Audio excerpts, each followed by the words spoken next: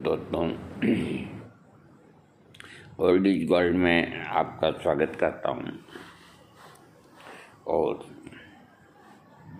सत्य घटना पर आधारित मैं 9 एपिसोड आपको दे चुका।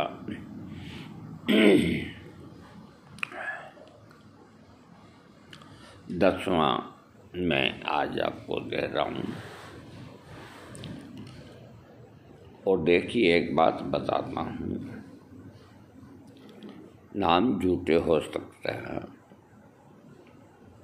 क्योंकि कई पात्र आज मौजूद हैं, घटना झूठी नहीं। तो इसके पहले भाग 9 के अंदर एपिसोड 9 में तो उसने सेकंड वाले ने मेरा हाथ पकड़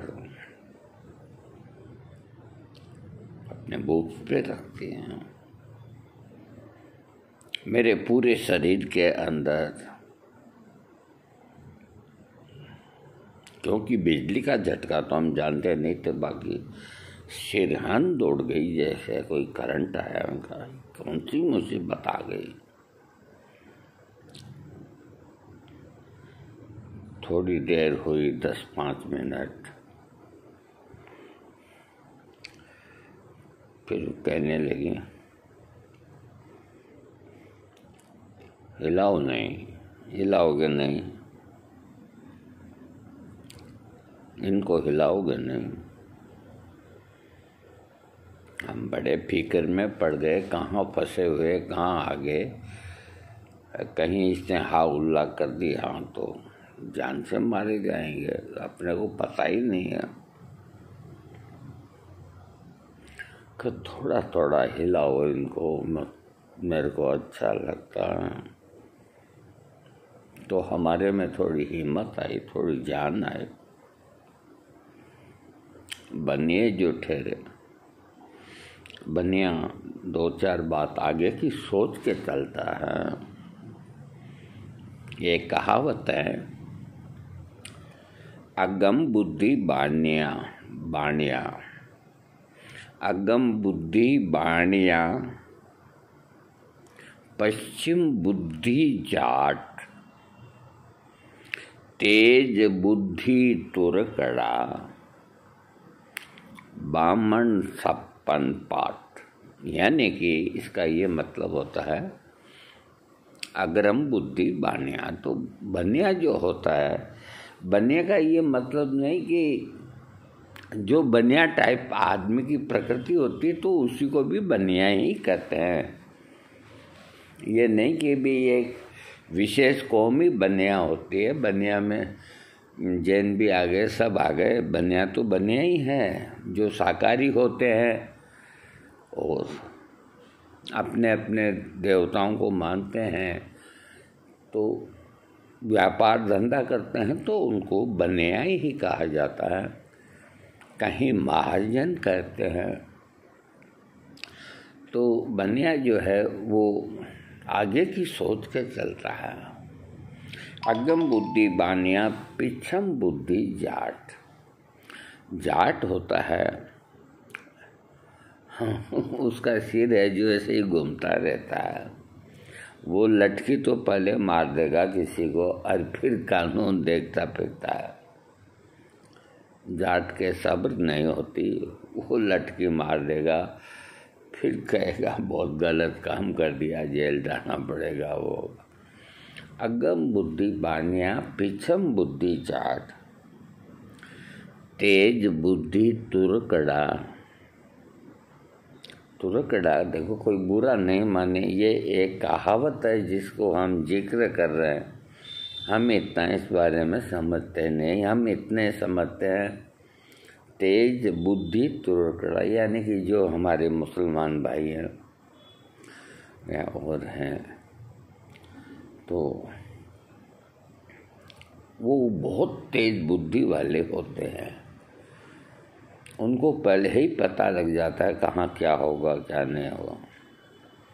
और बामन सपन पाठ बामन तो सपन पाठ ही होते हैं, कुछ नहीं जानते। अभी 2 दिन पहले किस्सा सुनाया था बामन का आपको। तो मैंने कहा, धीरे से कहा एकदम, अब हाथ हटा लूँगा। क्यों?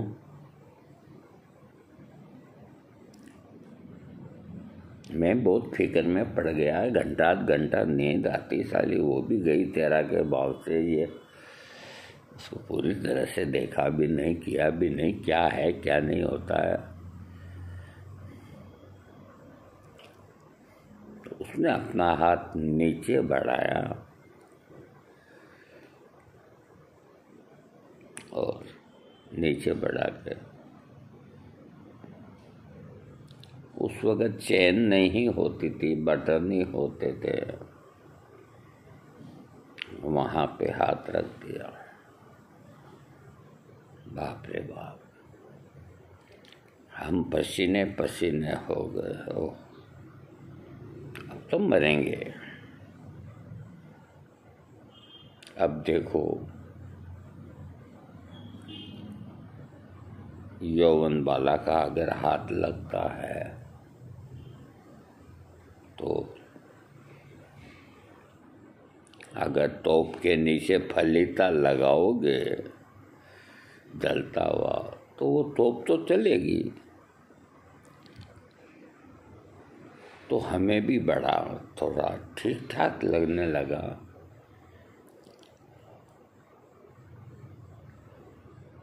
हमारा पहले कोई वास्ता नहीं था। मैंने कहा, थोड़ा इसको, जैसे मैंने तुम्हारे ऊपर वालों को सहलाया वैसे थोड़ा इसको। तो उसने बाकायदा बाहर निकाल लिया। बाप रे बाप, सब देवताओं को याद किया। 33 करोड़ जितने होते हैं उन सबको याद किया। मैंने कहा, बचाओ, तुम फंस गया। और हमने थोड़ी देर के बाद में उस काम को अंजाम दिया जिसको कभी देना नहीं चाहिए।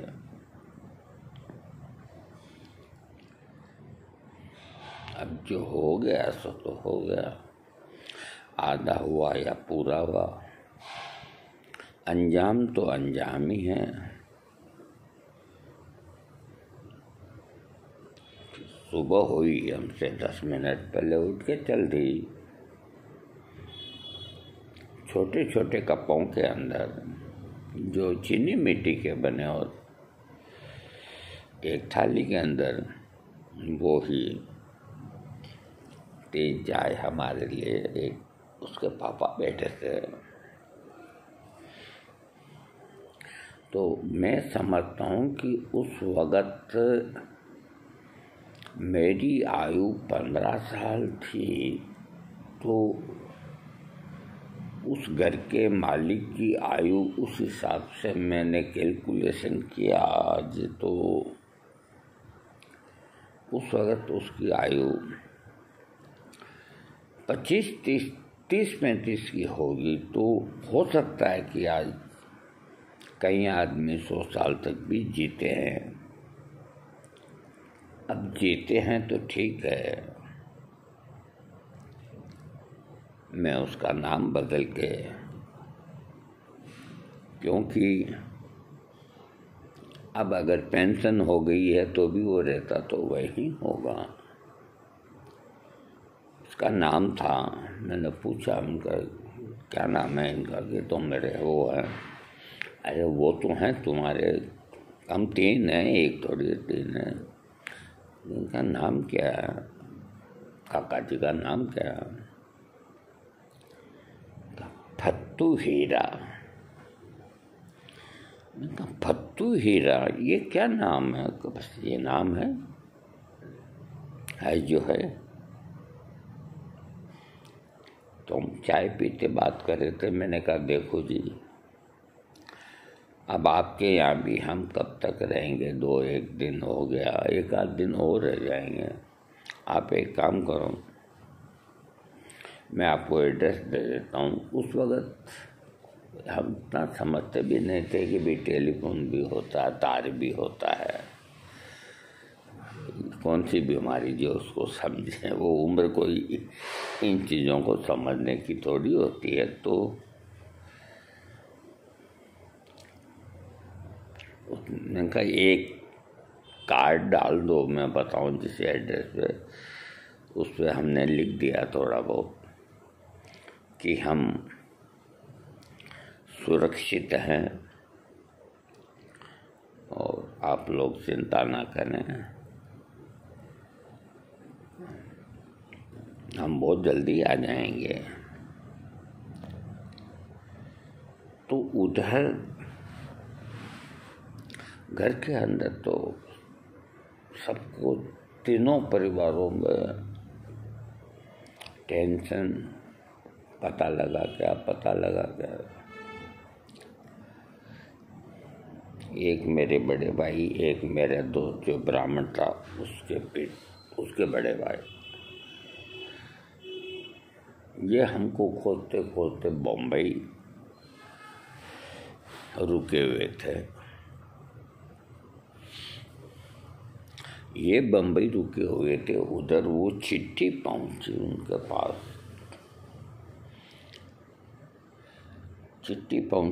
पास, तो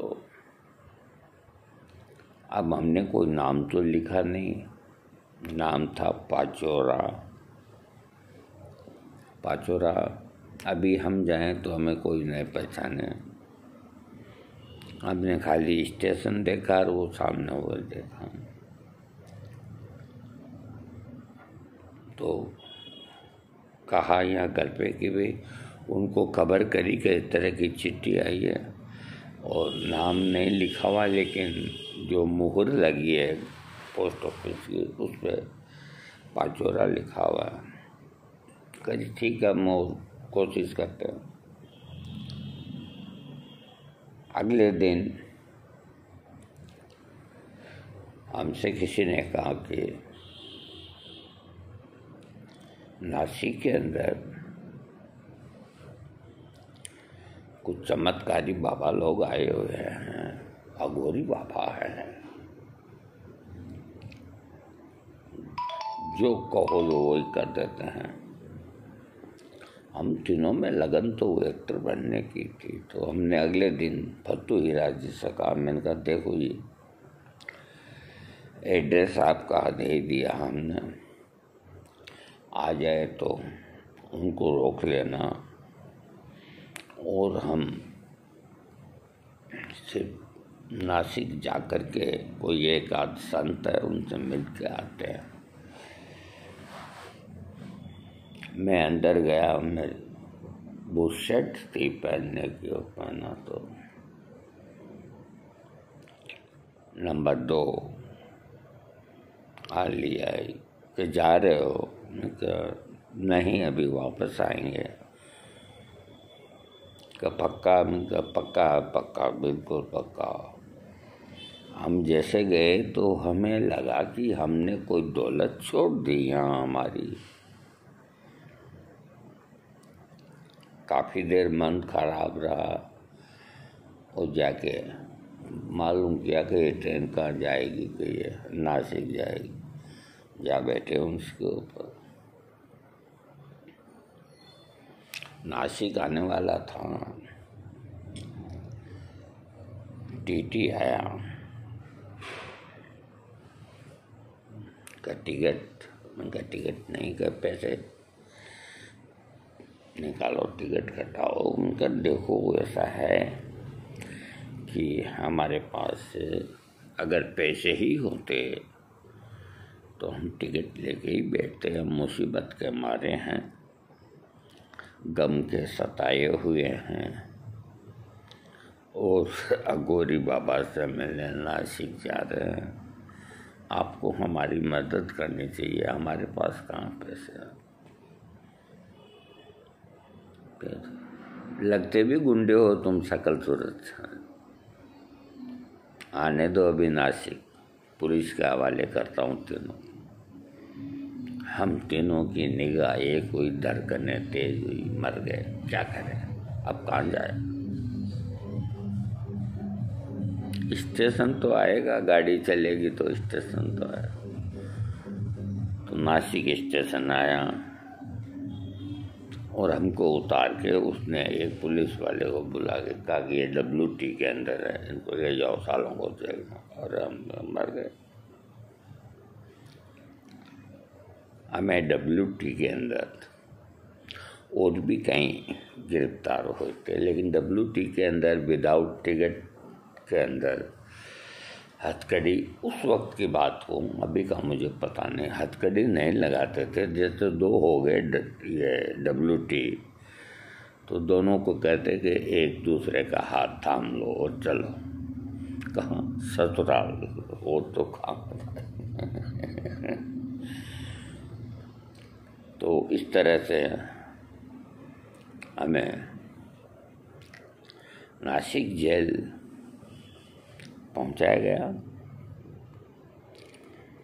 तो वहाँ 2 दिन बातें कर रहे थे कि ये वही जेल है जहाँ महात्मा गांधी 3-4 दिन रहे थे, नासिक की ये वही जेल।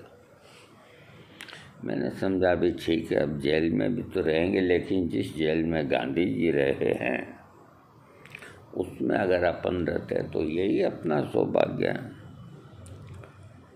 तो हम 2 जनों को 3 दिन की उन्होंने सजा सुनाई कि इनको अंदर ले जाओ।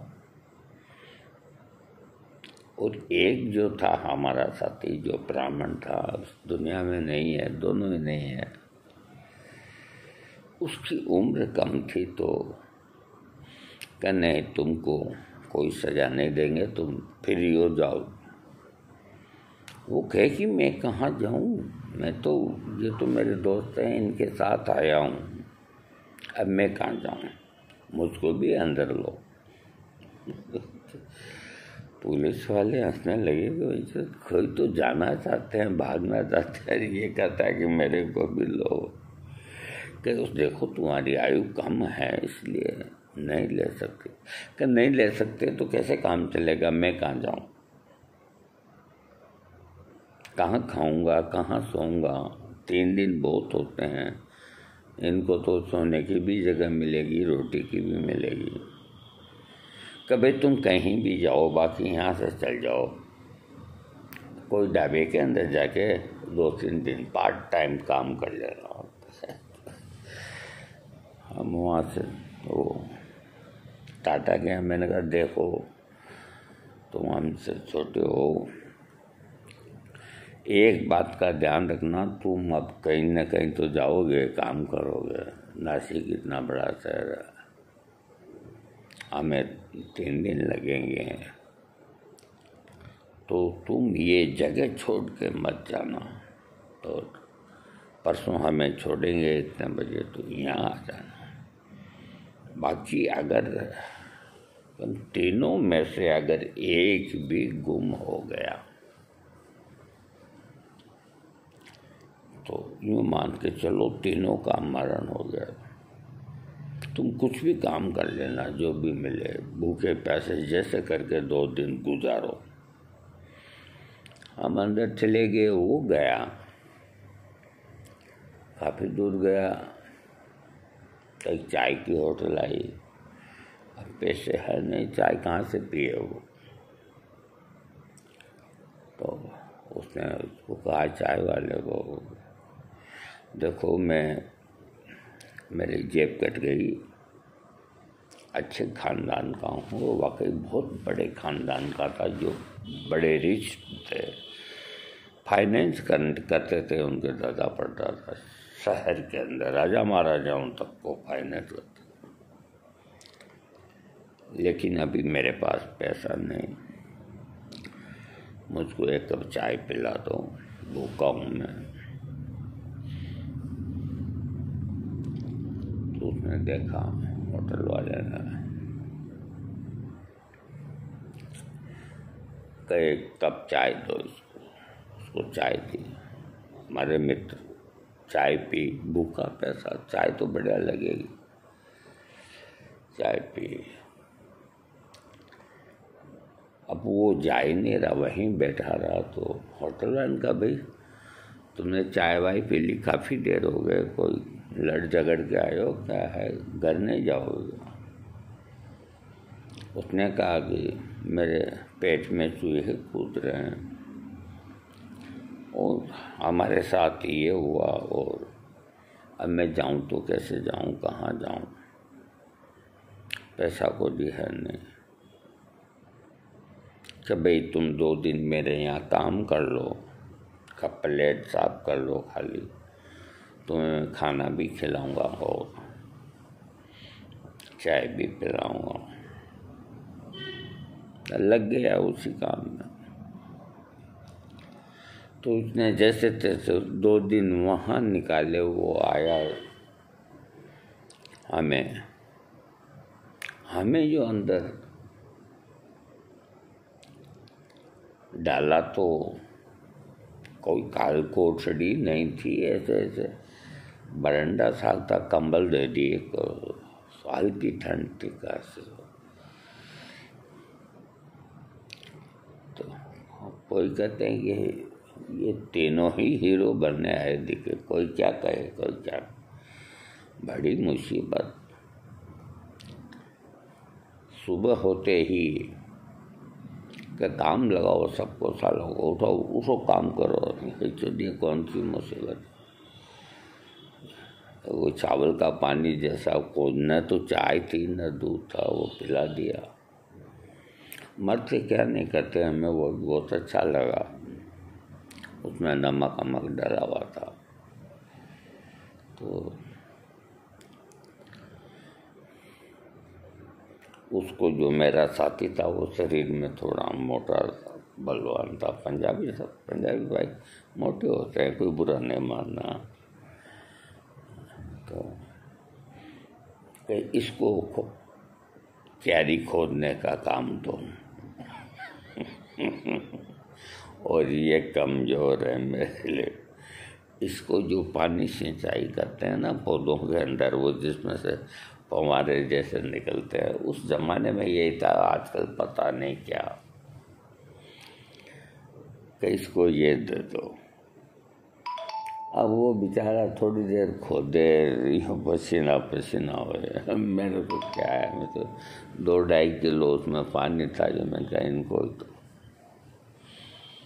जैसे तैसे हमने समय गुजारा, जैसे तैसे हमारे दोस्त ने समय गुजारा। समय गुजार कर उन्होंने कहा कि